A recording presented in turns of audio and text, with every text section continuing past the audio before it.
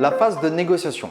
Vous souhaitez vous positionner sur le bien, comme on l'a dit tout à l'heure, par le biais d'une offre d'achat. Maintenant, il va falloir négocier votre bien. N'oubliez pas que le foncier va être l'élément principal de la rentabilité de votre projet. C'est pour ça qu'il est important d'acheter au bon prix et parfois de négocier. Alors attention, il n'est pas toujours nécessaire de négocier. Des personnes vont me dire « oui, il faut négocier ». On est d'accord, quand on parle sur de la négociation, soit on fait une grosse négociation, mais sur un projet à 100 000 euros, on ne va pas s'amuser à aller chercher 2 000 euros. C'est totalement bête de perdre l'affaire qu'on aurait aimé et souhaité acheter à 98 000 euros à la place de 100 000 euros. Si on négocie, c'est pour premièrement des bonnes raisons et deuxièmement, c'est qu'il y a un intérêt à négocier une certaine somme. Pour ça, il y a différents types de négociations. Il y a la négociation orale et la négociation écrite. La négociation orale, c'est très bien. Ça permet d'avoir en fait tout simplement un échange avec le vendeur, échanger de vive voix. C'est ce qu'on appelle question-réponse.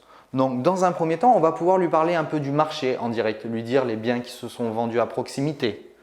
On va lui présenter l'ensemble des avantages de son bien. Il faut quand même lui présenter que son bien est beau, qui vous intéresse. Il faut le valoriser. Après l'avoir valorisé, on va lui parler de ses inconvénients. Ces inconvénients, ça va être les travaux à réaliser, les normes, les diagnostics électriques qui ne sont pas bons, le plomb, la fréquentation, la copropriété, le bâtiment. Voilà, l'ensemble des éléments qu'on va pouvoir lui donner afin de préparer sa négociation. N'oubliez pas qu'il est important de ne pas vexer le vendeur.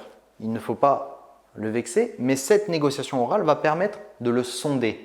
Et autant s'arranger de suite et se dire « Ok, on veut acheter, je vais dire des sommes au hasard, votre bien, vous le vendez à 210 000 euros. Après les tableaux que je viens de vous montrer, les travaux à réaliser dessus, il serait intéressant pour moi d'acquérir ce bien à 170 000 euros. La personne va peut-être hésiter, vous dire que j'ai besoin de réfléchir ou la personne peut éventuellement vous dire « Ok, ça peut me convenir, etc. » S'il commence à aller dans le oui, n'hésitez pas à lui sortir l'offre d'achat maintenant. Faites-lui l'offre d'achat d'un prix que vous aurez convenu oralement. Ce prix, il peut éventuellement vous l'accepter au moment T et le soir en rentrant chez lui, le lendemain en disant non mais je vais attendre un peu, je vais le vendre sûrement plus cher, etc.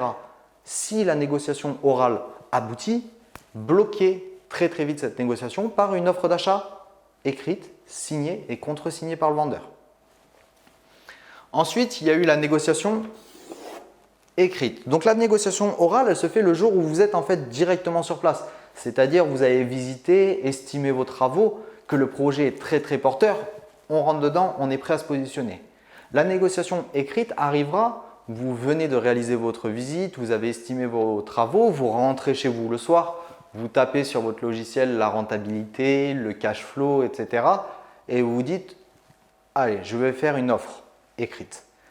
Là, il y a deux types d'offres. L'offre agressive et l'offre au prix ferme et définitif. L'offre agressive, vous souhaitez toujours le même exemple, le bien qui est affiché à 210 000 euros, vous souhaitez l'acquérir à 170, envoyez une offre à 150. Alors attention, ne pas la faire avec n'importe quel vendeur, avec n'importe qui. Encore une fois, il ne faut pas le vexer. L'idée d'envoyer une offre très agressive est de venir chercher une contre-offre, une contre-proposition du vendeur qui se rapproche de votre prix. Le prix ferme, c'est une autre type d'offre. Vous voulez l'acheter à 170 000 au lieu des 210, vous faites une offre 170 000 euros. C'est un prix qui est ferme et définitif. Vous lui envoyez et vous lui dites « ce sera mon dernier prix ». Par contre, si vous lui dites ça et qu'il vous fait une contre-offre à 180, ne revenez pas sur la décision.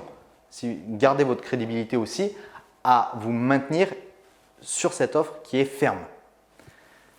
L'idée est très simple. Là, c'est une offre que vous allez lui envoyer par mail. Donc, dans le mail, récapitulez, excusez-moi, l'ensemble des points, que ce soit le marché, les avantages, l'inconvénient. N'envoyez pas une offre bateau en disant « Bonjour, voici comme convenu mon offre d'achat » bien cordialement. Non, dans le mail, faites une explication de votre offre. Quand il ouvrira la fiche, il comprendra pourquoi est-ce que vous avez fait une offre aussi basse ou pourquoi est-ce que vous vous êtes positionné à ce prix. Voilà, Et là, il faut à tout prix aller chercher la signature.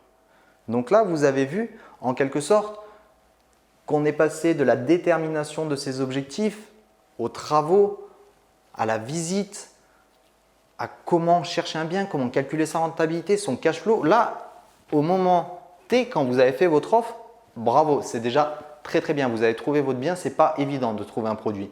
Mais il ne faut pas oublier que ce n'est pas acquis. Beaucoup de personnes me disent « c'est bon, mon offre d'achat est contresignée ». Non, là, on va rentrer dans le vif du sujet. Ce n'est que le début pour réussir votre investissement immobilier.